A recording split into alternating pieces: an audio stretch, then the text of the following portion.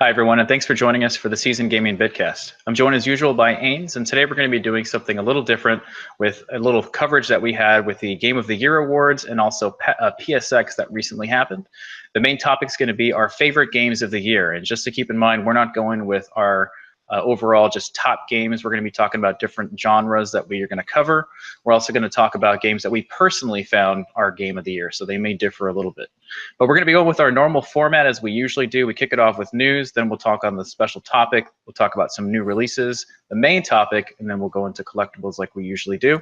And then we should wrap it up by then. So thanks for joining us if it's your first time and giving us a chance. So let's kick it off to Ains. What's going on with our news this week? We got a lot of, I should say a little bit of news, but a lot of big news as it is. Yeah, hello everyone. So we're going to start with just kind of news from around the industry first before we get to the PSX and Game Awards announcements. But first, just want to touch on Destiny 2's new DLC, Curse of the Osiris. Bird, I know neither of us have actually played this, so we're not speaking from experience, but I know a lot of our friends are playing it, longtime fans of Destiny, those guys that have thousands of hours into it. And, you know, it doesn't seem to be really thrilling them. It seems to be rather short. The strikes are kind of reused again. There's not a lot of new content. I've heard some decent things about the raid, but other than that, it seems to be rather disappointing for, especially for $20. Very similar to the initial expansion for Destiny 1. But the most frustrating thing, and the thing that people are raising concerns about, and in fact, some people on PlayStation and Xbox have actually requested refunds now, is that it's locked some of the original content behind a paywall. So if you don't own the DLC, there's a couple things now that you can't do if you just own the vanilla version of Destiny 2. And what many people may not know is that's actually against the policy of Xbox Live and PlayStation Network. And so some players have actually requested refunds for the entire game and gotten their money back now because that content is now locked. So what do you think about this one? Yeah, as many of you guys know that do listen to us or even follow us on Facebook, I'm not the biggest fan of Destiny in general. And if I had paid as much as a lot of people did for that season pass or are now paying for it individually from their vanilla copy, I'd be pretty upset as well. I'm not a big fan of when developers do this and you pay for something, and then if you had the vanilla version and didn't pay for it, then you're losing what you had before. So that's kind of unfortunate, but they're getting killed on the press on this and a lot of people are dropping off. So very interesting to see Destiny making some of the same mistakes they made from Destiny 1. So unfortunate in my opinion, but I guess they'll learn eventually, hopefully. Yeah, we'll see. I mean, I don't know. I don't know if they've announced how many active players they have now. I know it was pretty high to start, but just from what you would see in the media, you would think that would be dropping off. So I don't know. The other big news and kind of, disappointing sales or disappointing fan bases, I should say, is Star Wars Battlefront 2. And we've talked about this one several times now, so I don't want to harp on it. But some of the early physical sales data came out, and essentially Call of Duty World War II is killing it. They announced over 4 million units have sold. 4.4 million, I think, was the number. Meanwhile, Battlefront 2 sold less than 1 million stateside and physical, and less than 600,000 in the EU. Obviously, it doesn't include digital sales or anything else, but that is a massive disparity between the two. And knowing that Battlefront 1 sold over 13 million, I think, or 15 million lifetime, it's kind of surprising to see Battlefront 2 with such low physical sales. And it's probably a good indicator of the market response to all of the terrible press they had around the microtransactions. So it is a shame in a way. It can be good or bad, right? It could be good from the viewpoint of, hey, this may give EA that wake-up call they need for future franchises, which I agree with. But at the same time, you've got, as I've said before, you've got 3 development studios that poured their heart into this game, and it's actually a good game. The campaign's pretty good. I'm enjoying the multiplayer a lot. I'm still playing it. I was playing it last night. I'm having a lot of fun with it, and I haven't spent, obviously, any money. So I don't know. There's good and bad in here. I think the people who are really going nuts about it and making EA out to be the devil are obviously, overblowing it like they usually do. But anyway, I know that you've played Battlefront 2. You're not a gigantic fan of it, Bert, but this is still pretty surprising to see the sales this low. Yeah, I think the industry in general, as far as social media goes, did affect the sales here. I think a lot of people are holding off or maybe just waiting to see if that whole microtransaction nonsense that was at the beginning is going to get fixed or if it's going to come back or what's happening. At the same time, Star Wars Battlefront 1, did kind of amazing at the beginning. It slowed down, and then the movie came out. So I bet you we're going to see an increase in sales once the movie comes out. They're going to be super excited from the movie, as we're hearing it's getting amazing reviews. And the only place you can really play a Star Wars game right now is on Battlefront 2. So I bet you the sales jump back up. I bet you it'll end up just fine.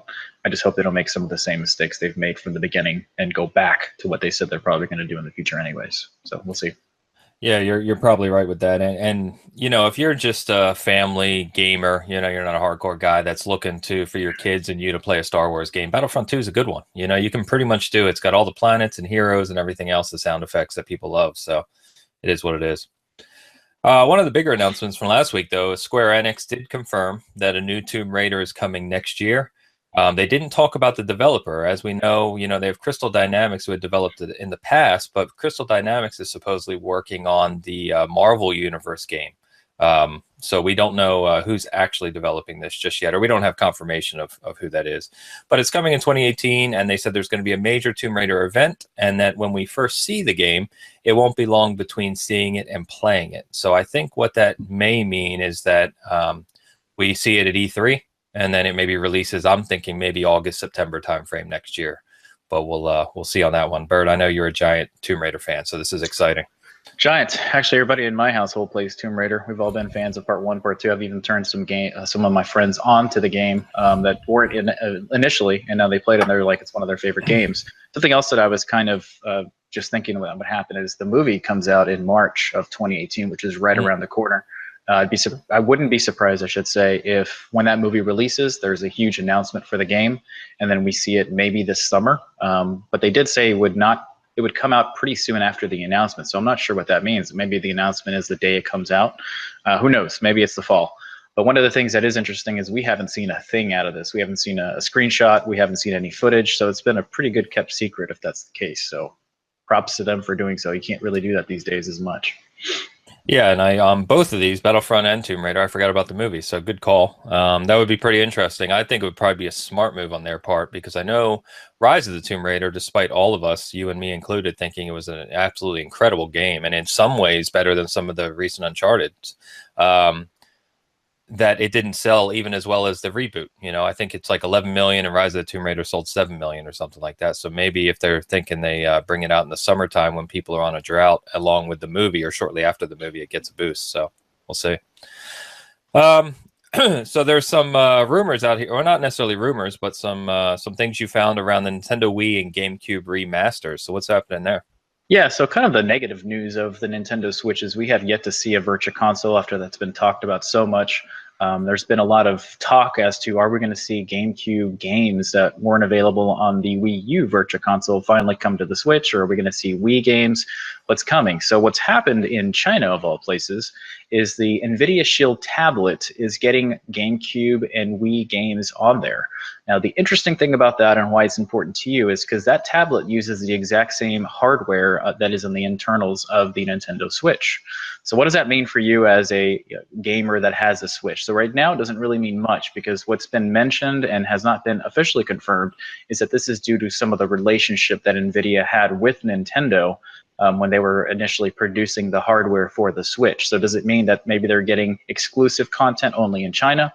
One of the negatives is that you cannot buy an NVIDIA Shield tablet and have it here in the United States, because it is region locked unless you get it unlocked in some form. But the biggest thing from it is that so far the game that has been seen played via camera in China is Twilight Princess. It was rumored to be running in 1080p HD, which is a huge deal because that game obviously wasn't running in that when it released. There was also games of the new Super Mario Brothers that was released on the Wii, and then later on the Wii U. That was running on the Shield as well. And then later on they teased Punch-Out that came out on the Wii, which is actually a great game. It just didn't sell that well. The other rumor coming from that is in the near future on the Shield that Metroid Prime will be released, and you'll be able to play those games on there. So right now there's a lot of speculation that means we'll be seeing some Virtua Console stuff coming in the near future to the Switch.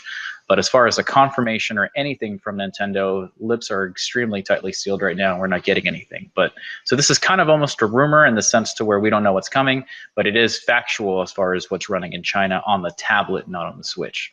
So big news there. I know a lot of people have been waiting that for a long time to see some of those GameCube games that are still very playable and have actually aged pretty well. Yeah, it's interesting. I think with the Switch being a much bigger hit than any of us thought it was going to be, and even third-party developers now rushing to get their games onto the Switch, we still haven't seen, at least since the early kind of discussion, what Nintendo Online is going to be for the Switch. Right here, we are in December, and they pushed it back to early 2018, but we still have no details. So I hope it involves something like this where you can play your older Nintendo games or those games you love from the prior generations on the Switch, because that would just make the hardware even more impressive than it already is. So, and then something really kind of neat. Our last piece of normal news here before we get to the PSX and Game Awards stuff is it was Mega Man's 30th anniversary last week, and they did a live stream from Capcom highlighting some of the things about the 30 years of Mega Man, and there were some good announcements here. So. First, Mega Man X's, all 8 of them, I think, if I'm going off memory here, but I think there's 8, are coming to multiple platforms, including the Switch. And then Mega Man Legacy Collection 1 and 2 are coming to the Switch as well. So again, as we were just saying, great news for Switch owners and just more games from third parties coming. And then the biggest announcement, of course, was that the new Mega Man 11 is coming next year, and that's going to come to all platforms, including Xbox, PlayStation, and the Switch as well.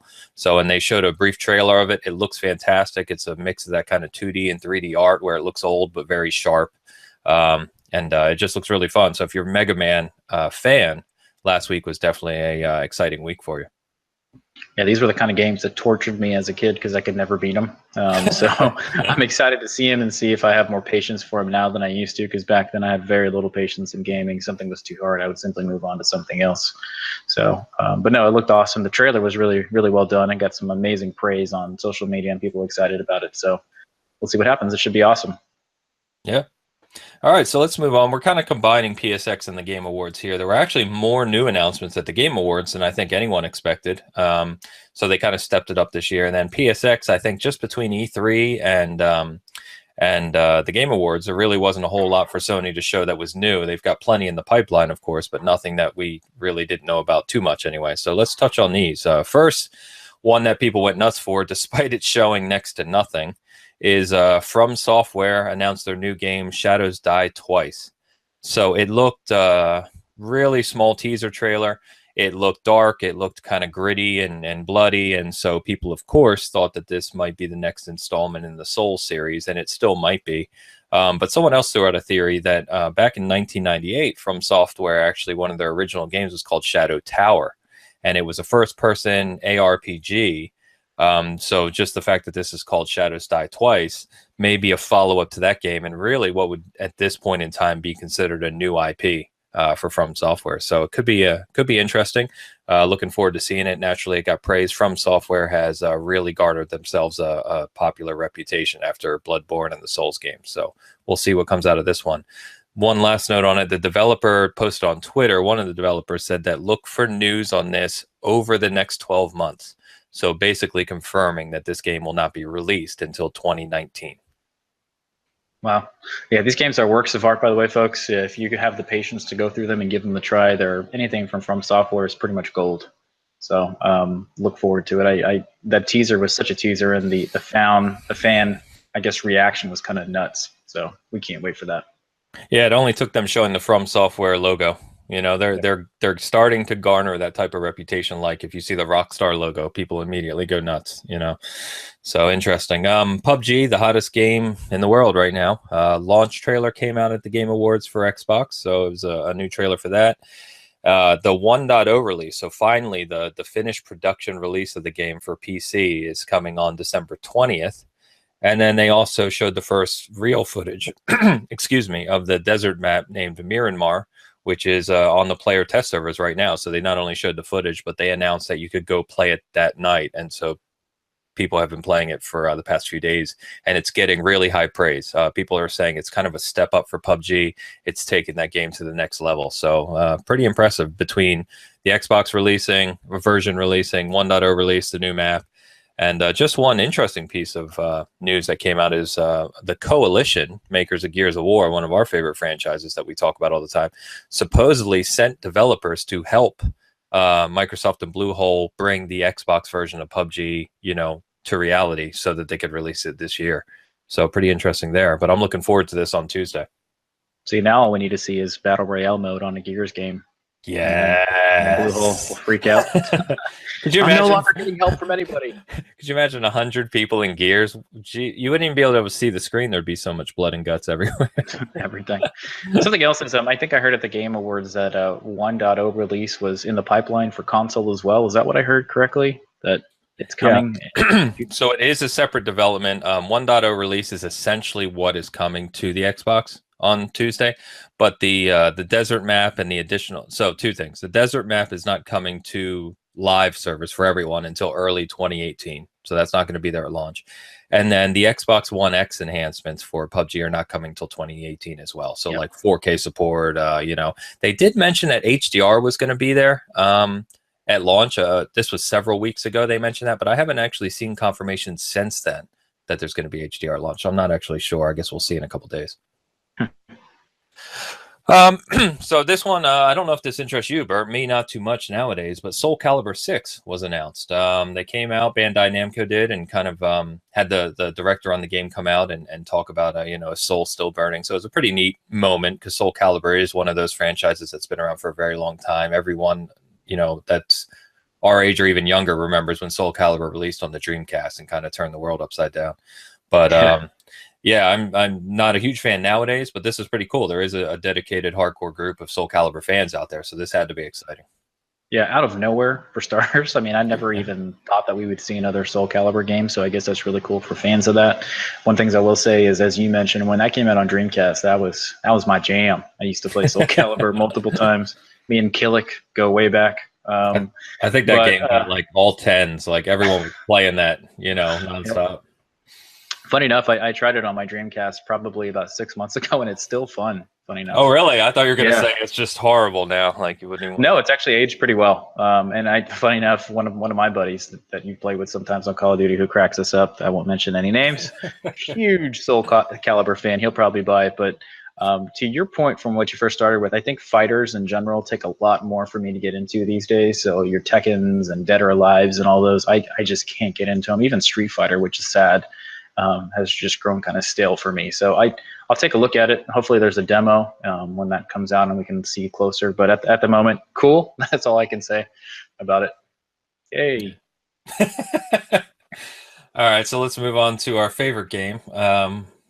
Sarcasm fully intended, and that's Death Stranding. So Death Stranding was obviously the big news. Hideo Kojima was there, as was Norman Reedus, excuse me, and Guillermo del Toro, and they showed an 8-minute long trailer for Death Stranding, which again was very similar to the prior ones. It was a video, very bizarre, showed a little more of what we could expect in the world, but again, incredibly bizarre.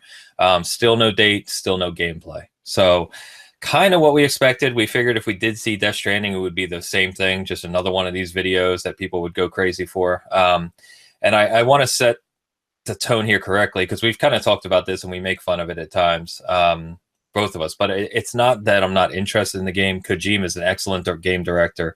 I'm sure the game will be amazing when it releases, and I'll probably be there on day one, probably with a collector's edition in my hand. But as we've said before, this whole just hyping these games up and taking up so much time of a Games Awards show for something that's likely not even coming still, even a year later since we started talking about it, probably still not coming for another 2 years, I would bet. I'm probably banking on a 2019 release date. It just seems silly to me. I don't understand the fascination with it. Yeah, and I like Norman Reedus as much as you're the next Walking Dead fan, but it was interesting to see him come out and get a standing ovation for not doing anything that we've actually seen yet, aside from some trailers. But that's my biggest problem. Even in movies. I mean, I don't understand. He's in Walking Dead, and he was in, what's the Tarantino? Boondock Saints. Yeah, thank you. That wasn't Tarantino, was it? No, not at all. I'm going to stop talking and let you continue. We'll just move on. No, but I was just saying it. I mean, this game was teased 2 years ago, 2 E3s ago, and I think anything that's going to have a Kojima name after the Metal Gear Solid book, I guess you could say, has been shut, is going to be just, people are going to go insane for it. And I have nothing against Kojima at all, but this Death Stranding game has just been shocking to me because people are nuts for it. It just started full production in 2017, but it's been teased for 2+ years before that. So it's a little disappointing for me, and this is something that I have in a problem with in general in the gaming industries, where we hype games up for years before we even see anything, and people are just going nuts about it already. So we'll see what happens. I hope it's cool. Right after the trailer ran, I saw tons of websites already coming up with theories of, what the game is going to be about. We have no idea.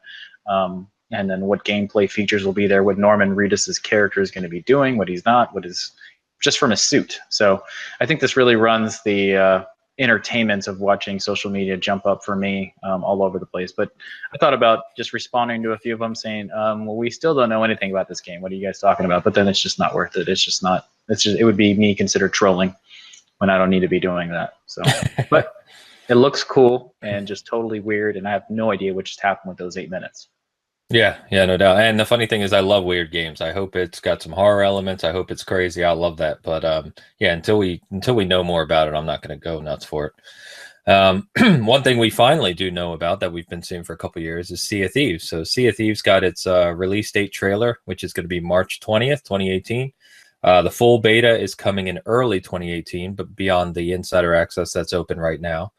And afterwards, they also showed a custom controller. So one of those really nice Microsoft's devices teams or Xbox devices team really do well with these. It's a custom Sea of Thieves controller, and it's got like a fluorescent purple skin, and it's got a skull in the middle that glows in the dark as well. It's really neat. So that's coming, actually. I don't know why, but it's coming a month before the game in February. So I don't know if they're releasing that when the beta is supposed to be coming or what, but you can actually already pre-order that now if you're interested. Yeah, game looks really cool. There's a lot of people already talking about how this game's amazing before the embargo. I think the embargo is still running while the game plays really, really well.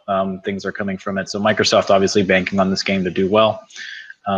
Should be cool. I mean, I want to see more of it. I was not part of the alpha or the beta. Is the beta still running? I can't remember. Yeah, it's been running for months. If you're an insider, so you can I could log in and play it right now. It's usually open most weekends. But the one thing I will say about it is that concerns me is that if it's one of those games that is really more fun, it seems, if you're playing in a group, and they're making a lot of strides to make it so you can play in a group even if you don't have friends in the game. Like I got in there and I played with some random people, started chatting with them, and we had a good time. But if you're one of those people who doesn't like to talk to random people and like solo experiences or a single player story driven thing, this is not the game for you. It's just not. Wait, I thought EA said that single player games are dead. That's not true. No, I think in fact, we were getting off track, but did you see, was it Sean Layden threw a jab at them? Basically, I don't know if it's Sean Layden, one of the Sony guys at PSX, basically said that single player games is what they're doubling down on. So, which you know, of course, got applause. So, World War Z game got announced, and this is an interesting one because you saw the footage and it looked, you didn't know if it was Days Gone, just some other zombie game. But it's cool in theory. A World War Z game could be really cool, but I don't know where they're going to go with it. I don't know if it's going to be like a state of decay type thing where it's like a, post-apocalypse game that you have to survive. I don't know if they're going to go down the route of like just a pure action game where you're shooting zombies in co-op or something, or if it's going to be something in multiplayer. They didn't really describe the game at all. We just saw some footage which looks similar to the movie, so it'll be interesting to see what this one turns out to be. Yeah, I don't really have much to say on this one. It was kind of a surprise for me. I know the World War Z series of books is kind of a big deal, so maybe they're banking on that. I know there's a movie coming as well. Sequel, in 2019. Yeah. I had no idea this was even in development. So surprised. We'll see what happens. I'm over zombies though. That was back in the 2000s for me. We'll see what happens. So big PSX, not announcement, but details, I guess, is Shadow of the Colossus. This is a beloved game that people are really looking forward to being kind of a full remake where they're really overhauling it. And so at PSX, Sony did show some of the enhancements that are coming for PS4 Pro owners, and it looks really impressive, including they're going to have a high frame rate mode or kind of 4K higher resolution mode. And they're also releasing a special edition, which comes with some in-game goods, some prints, and some other things. And even the special edition is only $49.99. So I thought that was pretty cool. Yeah, very cool. I'm a huge fan of that whole series, Ico and Shadow of Colossus. I'll be picking it up. I enjoyed the first one a lot, so can't wait to play that one. Yeah, I've never played that one, so this will Oh probably be man. the way to play it. And I did mention that comes February 6th as well. So yeah, I'll probably pick up the special edition for that one. I figure why not. And then one of the huge announcements from the Game Awards, which I don't think anyone expected, was that Bayonetta 3 is coming. Bayonetta 1 and 2, very highly rated games. Bayonetta 2 originally exclusive to the Wii U. But Bayonetta 3 is coming, and again, it's exclusive to the Switch. So they've got some relationship with Nintendo there. But I think, obviously, just given the Switch's success, Bayonetta 3 likely to do a lot better than Bayonetta 2 did at launch. So I know you're a huge fan of these games as well. Yeah, which is the exclusivity to the Switch kind of surprised me because Bayonetta 1 and 2 did release on PC recently with an awesome port, I guess you could almost call it. Had 1080p visuals, 60 frames per second, and it was running just amazing. And it's really weird to see the sequel of it now coming out on the Switch and only to the Switch. So maybe it's a timed exclusive or something, or I'm not sure. But that being said, I can't wait. I hope more people actually get their hands on it. Let's see if the Part 3 maybe comes with Part 1 and 2 available for the Switch as well, kind of like they did with Bayonetta 2 on the Wii U. You could actually play the best version of the game before the PC released on the Wii U for Part 1. So let's see if they do that. Looking forward to it. We didn't really see much aside for some boots that came through. It was a really short teaser. But, once again, fans went crazy. Little tear came down, and it was great. All right. So I think, do we want to kick over to new releases? There's really not much, all the releases other than PUBG coming Tuesday have really come out. So you want to run us through these real quick? Before we jump over there, I did want to mention a couple things about the Game Awards from the actual vibe of the awards. I thought it was very interesting. I think they're getting better and better year over year. I think there's definitely still some things they need to work out, like letting developers talk too long when they get their moment of a minute or two that they're supposed to talk, specifically talking about No Way Out. Joseph. Yeah, Joseph. Yeah, that was just a really weird interview slash announcement about things. Had some funny moments, but the other thing that was funny is so when they got up to talk about the microphone was down here to people. So you even had people that are not very tall struggling to get to the microphone. But when when it got to the Nintendo guys, it was perfect height. But Jeff, who's I can't think he's super tall, but man, he was struggling to make contact with that microphone. But it was funny. I mean, there's a few things. The other thing that was funny is after commercials, they'd come back and there'd be an eBay deal. That was just really weird to me, but I guess that works in the industry. But I'm glad they're getting better. The production value was definitely up. I liked seeing the symphony there. It was cool. What were your thoughts on just the presentation? Yeah, no, I'm glad you brought it up. I forgot that we hadn't really touched on it. No, I agree with you. It's gotten better. If you compare it to some of the old Game Awards shows or even the first one that Keighley did, it was a lot better production. I agree about the music as well. I thought that was really neat how they did variations of famous game music, with that symphony. I thought that was awesome, especially because they played some Witcher music as well. So the eBay deals were weird. I have to imagine, Keighley's trying to up the production of this, and it has to cost an extremely large amount of money, right? So he's got to get sponsors and funding, and I just have to imagine that he has to do some of those things that are, he tries to keep as, some of them are kind of cringy, I guess you could say, like the eBay stuff, but I guess he doesn't have a choice, right? So for some things, so it was certainly better than last year's Schick Razor man that was running around, which looked ridiculous. And then I agree with you, some of the developers talk too long and he doesn't really know what to do. They need to have a cut over to someone else ready to go. And he definitely was looking for a way out of that interview. So sorry, just gonna take a moment of silence so we can move past this. And then lastly, with Joseph Ferris, he's become an internet sensation. All I saw on Twitter and social media right afterwards, this guy's great. And funny enough, as ridiculous as it was, I bet you it put more exposure for No Way Out for the game. So I'll just leave it as I need to know what he was drinking because it looked to be good. It was good stuff, whatever it was. That's liquid courage, to say the least. Yeah, no kidding. To say what he said and right in the camera, yeah, good for him. Yep. Anyway, all right. Well, cool. Let's move over to new releases. This is really short this month. As you guys know, it's towards the end of the year, so the release schedule for a lot of these games in general and developers is really slim. As a matter of fact, most of the games that I'm going to talk about, with the exception of one, are all remasters or re-releases on some form. So let's get started with Resident Evil Revelations 1 and 2 is now out on the Switch. They did come out on the same date, which was the 28th of November. Being reviewed pretty well with the 78 strong. This is a little different from your typical Resident Evils, and I actually tend to enjoy them a bit. I haven't played part 2, so I'm looking forward to check it out. Next one is Dead Rising 4. So this was originally an exclusive for the Xbox One. This is the first time the Sony folks are seeing Dead Rising, and this one's called Frank's Big Package. So specific to the PS4 right now, I'd be interested to see if Xbox is going to get the complete edition, the big package. But this is did release on December 5th. It's scoring pretty well, depending on how you view the Dead Rising series, with a 73 fair on OpenCritic. Next one is Doom VFR. So this one is due out specifically for the PlayStation 4 Virtual, but also for the HTC Vive. This one did come out on December 1st, scoring very average right now with the 70 fair. So not a horrible game, but the VR is kind of getting mixed opinions from a lot of people. And then lastly, I guess the last big game of the year for consoles, aside from PUBG, is Xenoblade Chronicles 2. This is also an exclusive to the Nintendo Switch. This did come out on December 1st, and it's actually being reviewed pretty well with an 83 strong. A few people actually have scored this game really, really high. So if you'd like the Xenoblade Chronicles series, this one should be right down your alley. But with that, those are all the big releases that have come out in the last couple of weeks. We should see what else comes out for December as far as big games, but that should really be it for 2017. But Ains, what are you really playing right now with as far as just what is in your library and in and out of your consoles? Yeah, so finished Wolfenstein 2, which I loved and adored. Other than that, I've been so busy. I traveled a week ago. I was gone all week, and then I've been working on a lot of stuff. So I haven't actually had a lot of time to game. But multiplayer with you guys and the friends. I've been playing a lot of Call of Duty still, and a lot of Star Wars Battlefront 2. Like I said, enjoying both.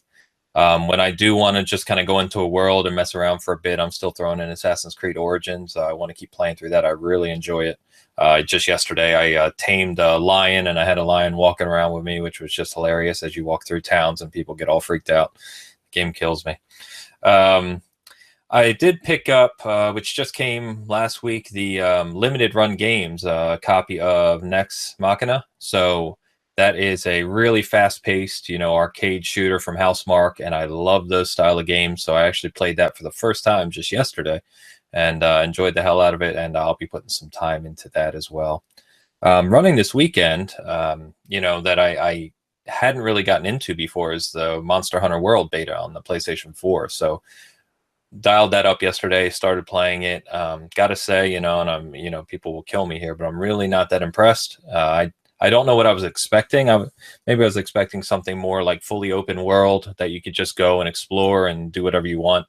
Instead, you kind of get a quest, you pick a hunt, and then you go do the hunt. And it's just a little more closed off and limited than I would have liked. It didn't really do anything for me. So I don't know if I'm going to be picking that one up or not now in the future, but we'll see.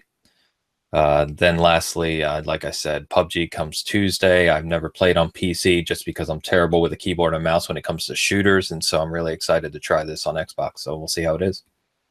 Yep, I've been traveling a lot too, and been super busy with work lately. So my gaming life has been very slim as well.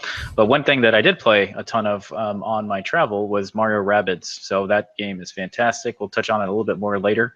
But also Black Friday, I picked up a ton of stuff on sale and almost free. I almost feel guilty for stealing the games, but picked up Origins. Finally started that. I'm only about 2 hours in, so I really can't say too much about it now, other than it looks really pretty. Other stuff, Call of Duty World War II. Already finished that one as far as the single player, but the actual story is really good from what I played it. And going back to Prey. So even though we don't have any enhancements out for that one yet or anything, I wanted to give that one another try because I was kind of let down on the quality there. But we'll see. So that's what's going on. Okay, so let's move over to our main topic today. And as I did mention at the very beginning, if you're still listening with us or listening to just the main topic as we've taken it out of our Bitcast, we're going to be talking about our favorite games of the year. once again, we are going to be picking our favorite game of the year as far as season gaming goes on our website, to where we'll have an article written out for it and everything. But for the Bitcast and for this main topic today, we're going to be talking about a bunch of subgenres and kind of just our top overall 5 games of the year. And this is, once again, personal opinion.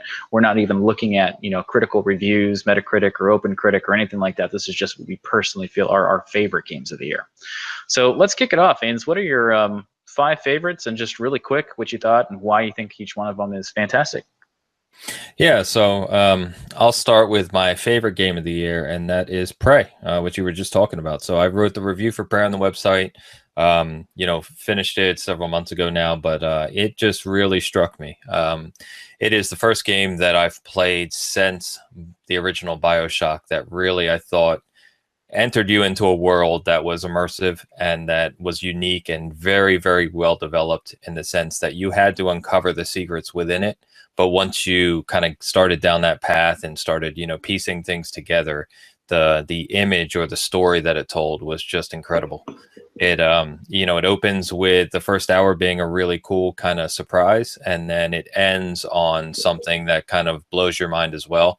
Maybe not to the level of BioShock, but it's still very, very cool. And you combine that with, the way you can use the alien abilities or the Typhon abilities, and I just had a great time with it.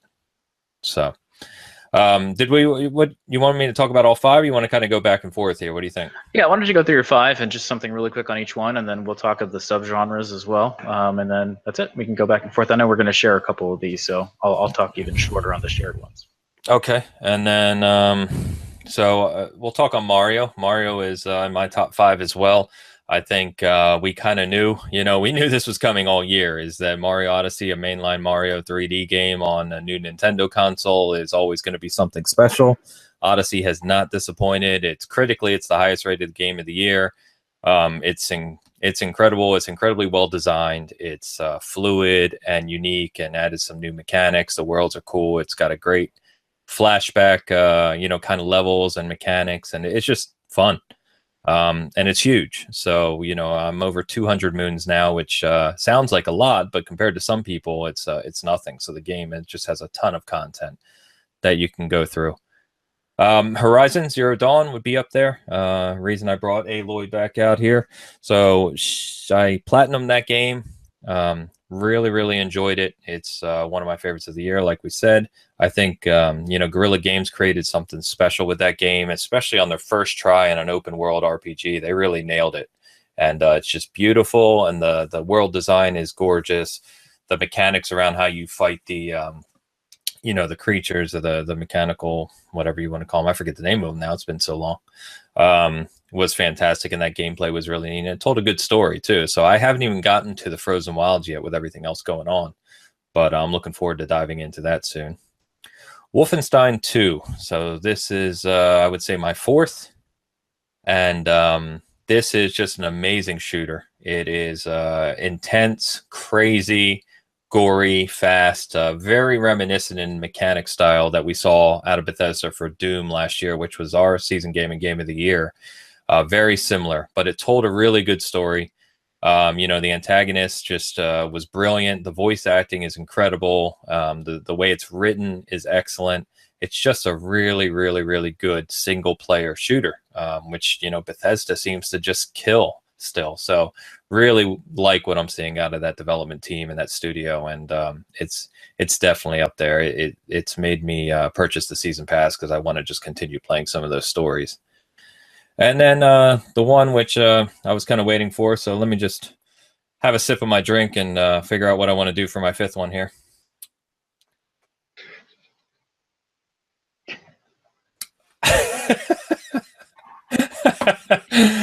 Cuphead, of course, is my 5th one. Absolutely adore the game. As you can see, I told Bert that I had a little surprise for him when we did this segment, so I'm just going to kind of sit here like this and let him laugh it up over there. Love the game. I've talked about it at length. I did the review for it. One of my favorites of the year, bar none. I think if it was any other year other than 2017, with as many great games as we've gotten this year, it may even be my game of the year, despite it being a smaller, cheaper title. but just how unique it is, the artwork, the style, the mechanics, just everything about that game is grade A. And if you haven't played it yet and you love 2D games, you love shooters, you love retro games, absolutely play it. Go buy it somewhere. So those are my 5. You want to go ahead, and I'll let you take over from here. That freaking straw, man. That straw. Oh, wow. Didn't see that one coming.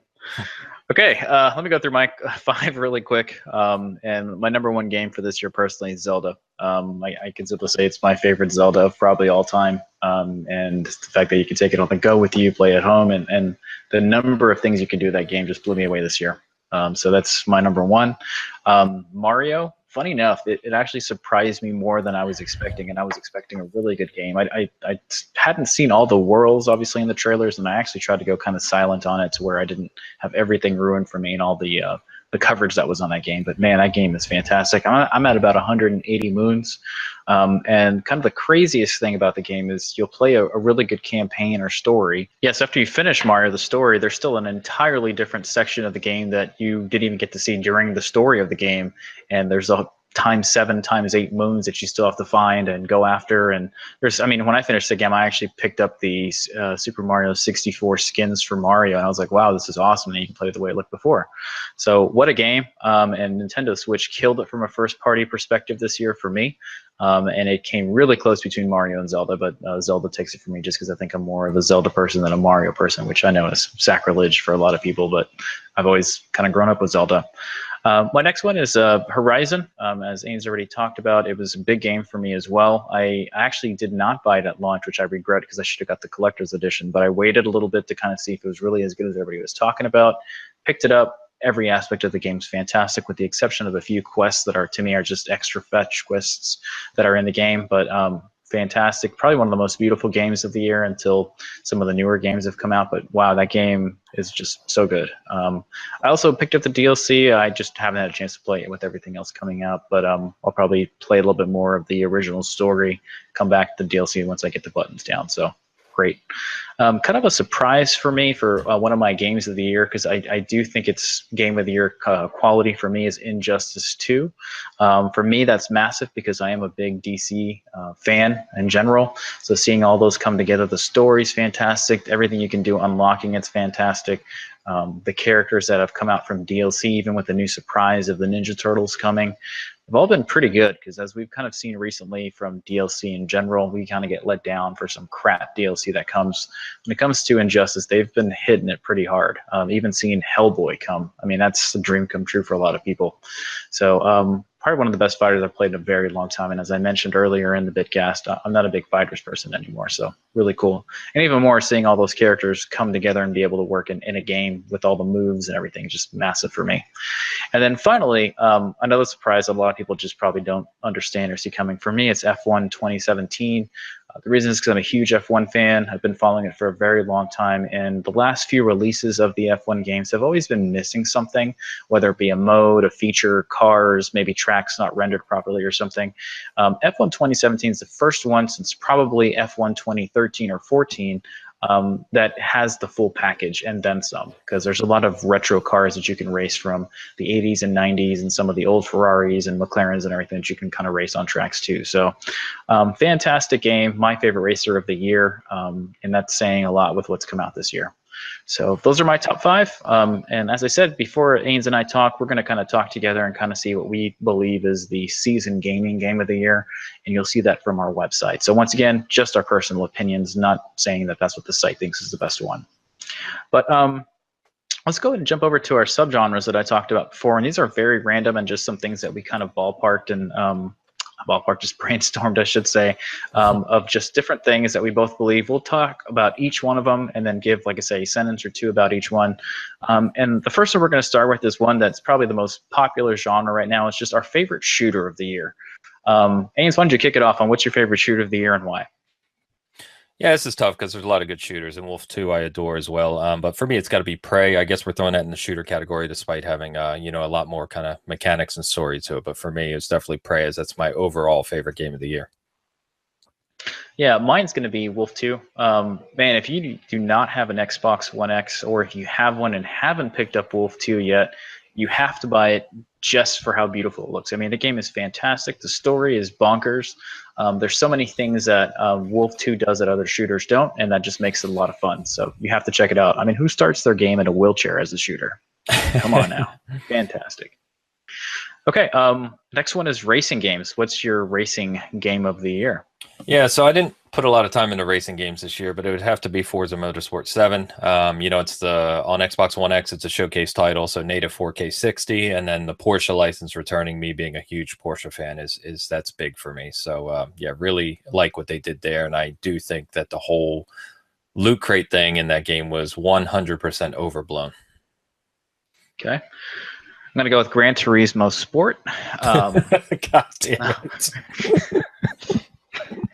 I didn't say that with a straight face. Well, it's hard for me to argue this one because I just talked about it as my top 5 games of the year. So F1 2017. And if you're an F1 guy in any form whatsoever, you got to play the game just to kind of feel the speed and the turns that F1 Sport gives you. But yeah, and we'll leave the other joke alone. We're not going to expand on why that is not where near us. Fighting for you, Ains. Everybody knows what my fighting game of the year is. Yeah. About you. Yeah, Injustice 2, it's not even close. Injustice 2 is phenomenal.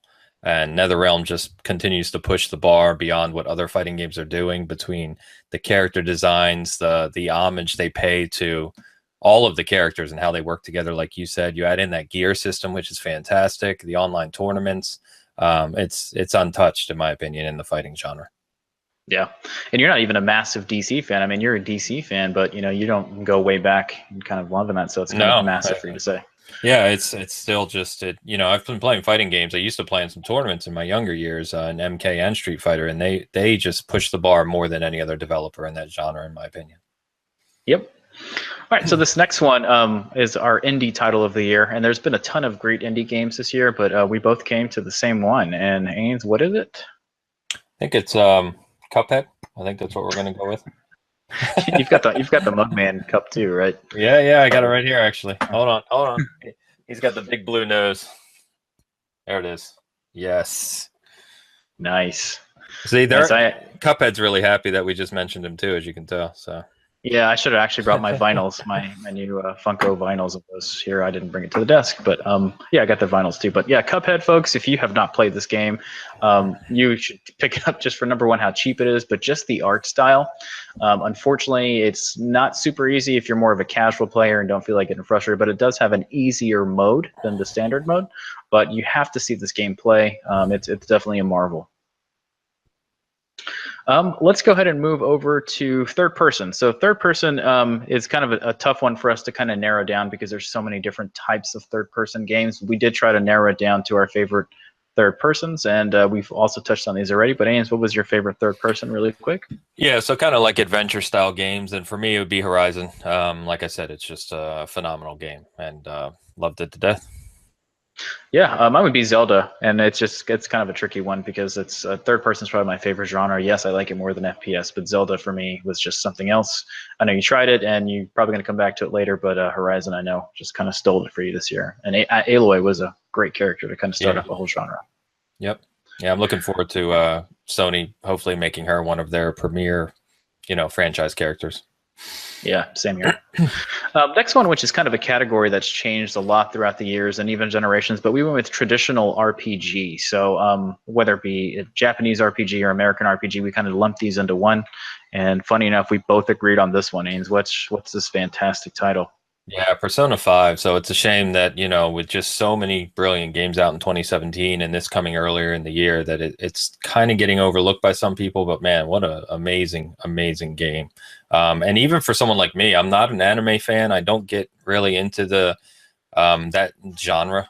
Or that style, I should say, would make more sense. But yet it's such a good game that you definitely need to play it if you enjoy RPGs. Yeah, and a lot of people that hear JRPG, they're immediately turned off by certain games like that, but I think everybody should at least try Persona 5, or any of the Personas. If you have a Vita or a PlayStation 2 or anything like that, the previous Personas are fantastic. So these are very different. Art style is amazing. I would actually put this one up there with some of the other games like Cuphead and stuff for art style because there's just so much going on, but Persona 5 is fantastic. Okay, so this next genre or kind of topic of a game that we're going to talk about is kind of very different from what you'll see other people talk about, but it's the backlog title that you finally got to and enjoyed. So if you don't know me and Ains, we buy a lot of software, and a lot of times some of that software that we get on a great deal will sit on a shelf with the package still on. I can probably pull out stuff that are still packaged. But this year we did play some games that we kind of came back to play. And Ains, what are yours? Yeah, so this was hard for me because I think with all the great games, I was so busy playing the new ones, reviewing things, talking about things, I didn't really get to anything that's been sitting around. But one that did jump out to me was Path of Exile, and let me just explain. So Path of Exile has been out on PC for 4 to 5 years now. I was actually a beta supporter, so I've been on that for a while. I've been meaning to go back to it, but it released on Xbox One this year. And because of that, I've got a good buddy who likes ARPGs like Diablo style. And so him and I kind of got into this. I started fresh, started over again, made a new build, new character, but we played it quite a bit. And I was kind of glad to go back to that world because it is an absolutely amazing ARPG. It's up there with some of the best ever now, and Grinding Gear Games deserves a lot of credit. So that's what I came up with. It's not one that's really been sitting around on the shelf, but it is an older game that I kind of got back to this year. Yeah, so mine are completely weird and different. So my first one is Dying Light, and I have two here that I'll talk really briefly on. So Dying Light, I didn't really know what to think about this game. I actually bought it a long time ago to play with a buddy of mine.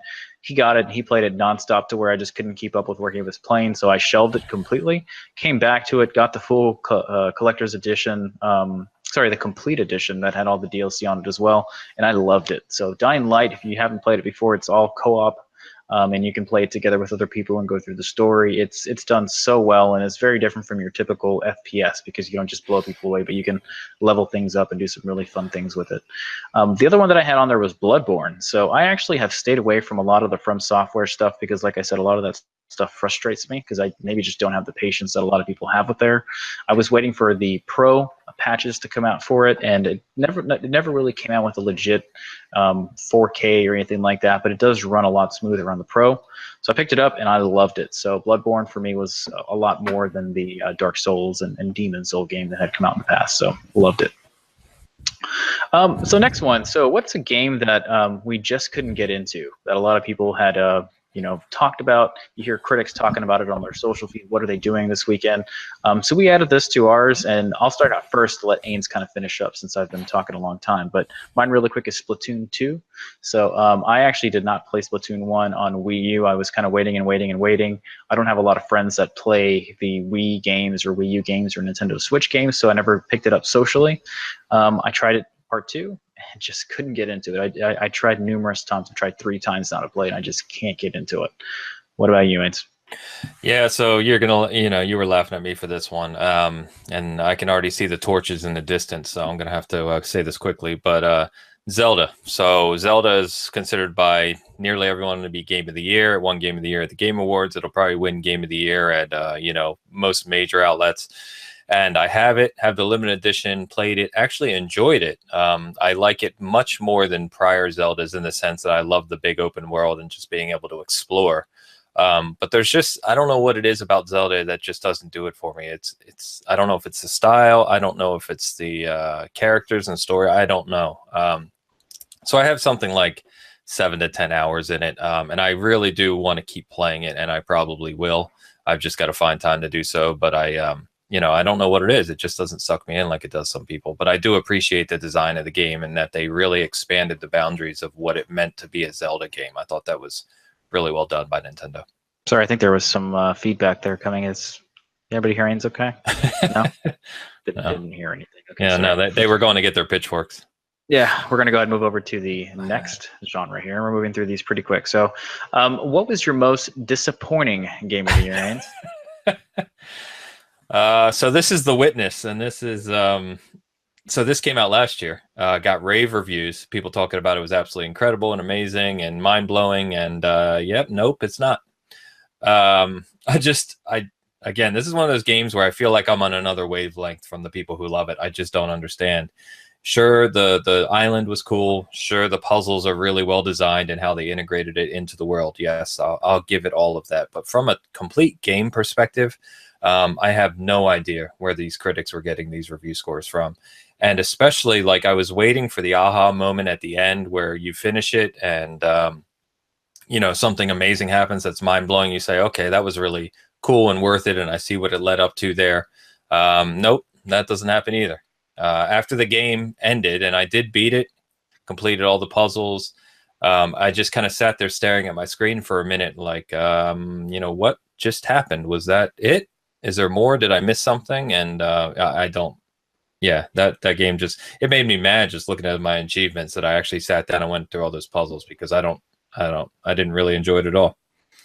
Yeah, so the way to unfollow somebody on Twitter, guys, you want to go to Yeah, I went from Zelda and Witness, so I'm trying to piss off everyone equally, so that right. I don't know. I'm sure I'll probably get a lot of haters here too, because a lot of our friends love this game. But my most disappointing game of 2017 is Destiny 2, and let me mention why it's disappointing. Because I was really disappointed with Destiny 1. And all of the comments, all of the developer comments about "we heard you," this is coming, this is now improved. I ended up picking up Destiny 2 discounted and was still feeling ripped off. So I just don't understand the Destiny craze. I don't understand people put thousands of hours into it. If you do, fantastic. It's not for me in general. So to me, extremely disappointing, and it gets worse every time I hear more negative press about Destiny. So just don't get it. Okay, next one is going to be surprise game of the year. So what's a game that you thought would be good or something? You played it and it kind of blew you away. So what's yours, Ains? Yeah, I didn't really have a formal one here, and I don't know. I'll say two. So, you know, I think kind of with you on this one, in Mario and Rabbids Kingdom Battle, it was a bizarre kind of announcement. Everyone was like, "Is this for real?" And it came out, and it's actually a really, really well done game, very fun and enjoyable. I think if I had to pick one, though, it'd probably be Hellblade. So Hellblade was, I was looking forward to it, pre-ordered it. You know, it was supposed to be a AAA experience, but half the length, so it was $30 instead. I did the review on it, platinumed it. So I think in terms of surprising, I think it was because of it gave you an experience that no other game that I've played thus far has given me. And it really dove into some issues with people that may be suffering from, you know, some mental health issues that I don't think, you know, other games have done. So it was mature in that sense. And I think it was one of those games that kind of pushed the bar forward for the industry as a whole, and that we'll look back on in a few years to say, you know, that was really impressive at the time. So I think that's probably got to be it. Yeah, and so I have two on mine, and one of them is kind of a cheat. But yeah, it's Mario Rabbids Kingdom Battle. Wow, what a surprise! The loyalty to the Nintendo, I guess, brand in general that exists in that game, and the details on every single one of the battles that you go into. I mean, you can see each one of the characters get scared. You see their facial reactions and everything in the game while they're playing, and just the animations for each one is so good. But the reason I think it's kind of a cheat for me is because I'm actually going to say most of the Nintendo Switch library. So Nintendo has been kind of failing in general when it comes to home consoles with software, first party, or I should say anything third party. And the stuff that's been announced, the stuff that's been releasing, I had no idea would come in year one of the Nintendo Switch. I mean, it hasn't even been a year, and we already have two games that are in game of the running for Game of the Year in almost every publication that's out. And there's other games that have sold amazingly well, and more things coming that you can get on the Switch that you can never get on Nintendo before. So props to them. There's a reason why they're leading in sales this year, and I hope they keep it up, and there's more good stuff coming from them. So good job. All right, and what are some games that you didn't get to in 2017 that you really wanted to, or you can't wait to get to? Haynes? Yeah, so I did get to it. I've actually started playing it. I'm having a ball with it, and it's cool that it got an Xbox One X enhancement as well, but Evil Within 2. So big horror fan, and I started playing this when I had some time with the Xbox One X at launch. Like I said, really enjoying it, but you know, just with extra work lately and in so many games, I haven't put the time into it that I wanted to. So I'm going to get back to that one soon. And then just a quick shout out to one of the Black Friday deals I picked up finally a year later is Dishonored 2. And I really want to play through that. I've heard great things, knowing how much I love Prey and just what Arcane builds in their worlds. I want to go back and try that one out. So those would be the two. Yeah, so mine's going to be Prey. I know that's your game of the year, and something you love, and that's probably one of the main reasons I'm coming back to it. I played it, and I was kind of let down with some of the performance and some of the graphical side of stuff. And I was hoping to see an enhancement come out sooner than later. Nothing there, but I am giving it another try. And to touch on one of the things you were just talking about, Dishonored 2. So that would probably be something that I've been kind of let down on. It has not sucked me in as much as I thought it would, and so we'll see if I finish it off. But there's so much software right now that it's really easy to ignore a lot of stuff. So we'll see what happens. Yeah, Okay, really. Oh, go ahead. Sorry, I was just going to say, I really do hope they're still going to work on a Xbox One X enhancement for Prey. It needs it. You know, it is a little dated in that sense, and supposedly it runs way better on PC, so there's no reason why they shouldn't do it for the Xbox One X. I'm really hoping for that. Yeah, I actually have downloaded the demo for PC, and my PC it's decently strong, but the One X is stronger, and it runs amazing in PC. So if you've played this game in PC, then you know what I'm talking about. Other than that, it's kind of a letdown. We haven't seen anything yet, but I hope it's in the works. And then the last thing that we're going to talk about on this main topic is what are honorable mentions for our top 5 of the year, and something that you've probably seen going around the industry as to other people's game of the years. But I'll just touch on mine really quick. It's Resident Evil 7. This game kind of came out, and a lot of people didn't expect it as a first-person shooter or first-person experience in general, and it blew me away. It was actually fantastic. I'm actually thinking about replaying it because it got a really good enhancement, and I can't wait to see that. And then I've heard that VR, it plays really, really well. And then my second one is Nier Automata. Was really surprised with this game. It's been reviewed really well everywhere, so I can't really say it's something that's just special to me. Everybody that really kind of gives it a chance likes it a lot if you're into that Japanese style of gameplay development. But it plays really, really, really well, and I definitely suggest it if you're open to that kind of stuff. It's awesome. What about you, Ains? What are some of the ones you think that are just honorable mentions? I've got one here that people probably didn't really factor, but they should, and that is, of course, America's greatest game shows. So if you're going to play Wheel of Fortune and Jeopardy, this is the way to do it. But seriously, I will echo Resident Evil 7. It came out in January, so it's being overlooked, and you know, nowadays because it's been out almost a year. But if you think about that game, it really took, and the reason they called it Biohazard, right, is they took it back to the roots of Resident Evil. The first 2/3 of that game are absolutely incredible. One of the best horror experiences I've played in years. And, you know, keep in mind, too, they also did the entire game in PlayStation VR, which I haven't actually tried, but I've heard is excellent as well. Many people are saying it's the best VR experience yet. So I would also like to call it Assassin's Creed Origins. It is, I'm not a gigantic Assassin's Creed fan, but I think it's fantastic. It's absolutely stunning on the Xbox One X. It's a huge open world, really well designed. You know, it's got loot and tons of missions, and you can explore and just wander around, and it's really, really fun to play. So enjoying the hell out of that one. And then we kind of mentioned Persona. We kind of mentioned Hellblade, which I was going to throw up on this part. This is not an honorable mention for top 5 of the year. I actually forgot it with a surprise game of the year, and it's a smaller one. But just to give a shout out to Super Lucky's Tale. Really fun platformer. It's one of those that kind of got hit by some critics harder than it should have, I think. And what's funny now is as people are picking it up for, you know, cheap on the Xbox One X or Xbox One, I'm seeing a lot of comments around, wow, this is really a fun platform. It's just like the, you know, Nintendo 64 style, but with modern graphics and sound design and a lot of fun worlds and fun playtime. And I would echo that. It's actually really fun. So if you enjoy old school platforming games, I would give that one a shot. Good stuff, man. All right, well, let's go ahead and shut out our main topic today. Just want to mention that 2017 was an amazing year for games. I don't think we've seen as many AAA experiences or anything along the lines of how many high-rated games that we have.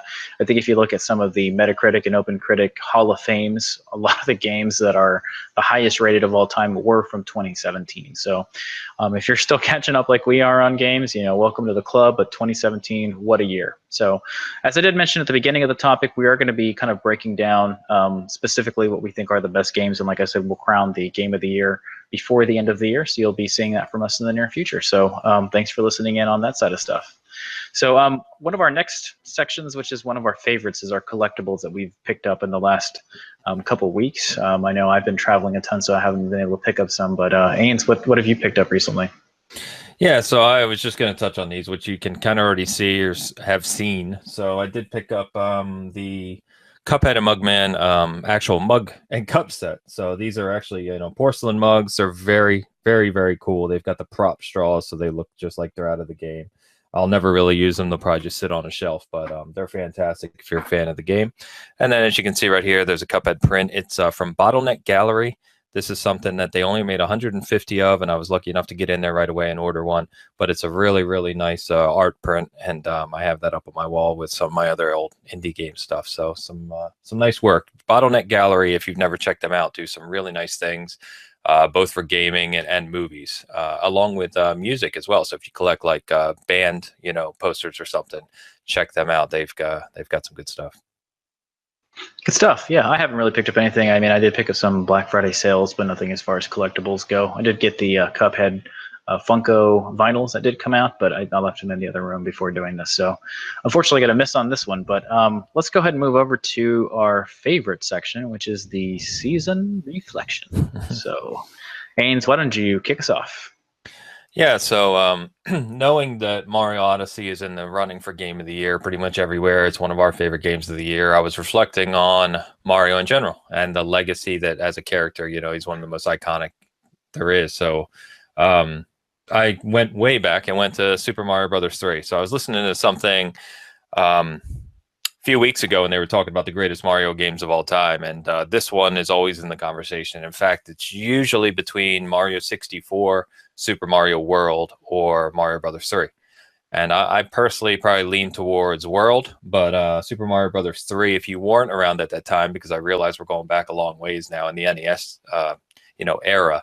But when that game released, it was a cultural phenomenon. It was on TV. This is at a time when video games were really still not a giant industry like they are now. There was no social media, no internet, nothing like that. And so, but this game this is what you did. You came home from school and you found your buddy who had Super Mario Brothers 3, and you gathered there and you went and played it. And it was on TV, and it was on, and I'm going to bring up the movie with Fred Savage. What was it? The Wizard?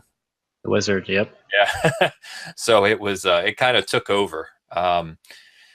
But it's a fantastic game. It's still playable today, of course, as all those old Mario games are. And if you've never played it and you're kind of catching up, if you're one of those people that's a younger gamer, but you like to go back to see and appreciate some of the older games and you haven't gone through the Marios yet, absolutely make sure that Mario 3 is on that list. It's an amazing game. Yep, fantastic game. Let me kick mine off real quick. I'm going to go with BioShock for the NES. No. All right, yeah, this is just fake, guys. It's a little collectible. But my actual season reflection is Street Fighter Alpha 3. And the reason I'm touching on this one is because I was talking about fighters and how they used to be a genre that I used to play, gosh, all the time. I mean, the Street Fighter Alpha 3 was one of my favorite ones from the original. They kind of changed directions. They went into like an EX three-dimensional world as well, and I didn't care for those too much. But Alpha 3 was one that I played at the arcade nonstop in college and really enjoyed it a lot. When it finally came to consoles and you could kind of play this, man, it's still good. Actually, it still looks good. But yeah, you can actually play this one on the original PlayStation. It even came out on the Saturn, which I believe was the better experience, just because the Saturn played fighters a little bit better than the Sony PlayStation. But the lineup, the characters, they're all fantastic. I think it's probably the best Street Fighter, where all the new characters kind of came out of nowhere. I still enjoy playing with Fei Long quite a bit, but yeah, Street Fighter Alpha 3. So check it out if you still can. It's still very playable. You can play it on numerous consoles now at this point. So check it out. Yeah, Fei Long's always the best. He's the Street Fighter Bruce Lee. Gotta love him. Yeah, he's just the wannabe. But okay, guys. Well, that's it for our Bitcast this week. Hopefully, you enjoyed. If you're either listening to the short excerpt from the original or the entire Bitcast on audio, we definitely appreciate you listening in. Gaines, anything you want to talk about before we disconnect? Yeah, so just a few things to talk about. So I did an interview with Anthony Palma, who's the CEO of Jump, indie game service that you can download and play on PC right now. I thought that was a good conversation with him, and talking about games as how you deliver games to an audience, their service, and what they see in the marketplace. So if you haven't checked that out, please do. I'd appreciate it. I also have an article coming. I was at a local event here outside of Kansas City, gaming event, which included a Call of Duty tournament, a PUBG tournament, and just a bunch of local people getting together for some streaming and events and LAN play and tournament play, run by KC Game On. And they've actually asked me to write an article covering the event. So that article will be coming here in the next few days, and I'd appreciate you checking that out. It's going to be kind of a new series, not a new series per se, but something we'd like to do, which would be shine a spotlight on gaming communities, something kind of unique there. And then lastly, I'm doing a PUBG giveaway. PUBG's coming Tuesday, and I figured, you know, pay some goodwill forward by giving away a copy on Xbox One. So if you want to get involved in that, just look for me on Twitter, which is Porsche Power, which you can find me pretty much anywhere. What about you? Great. So yeah, we have the Call of Duty World War II review that we're going to be doing, and that should be coming out probably while you're listening to this in the next 24 to 48 hours. So this will be on video and written out. So we hopefully enjoy that one. As you guys know, we don't review stuff the day it releases early. We review it once we get to them and kind of give our impressions, even more now that Call of Duty has taken a little while to get on its legs with all the server issues and stuff they've had. So hopefully you enjoy that.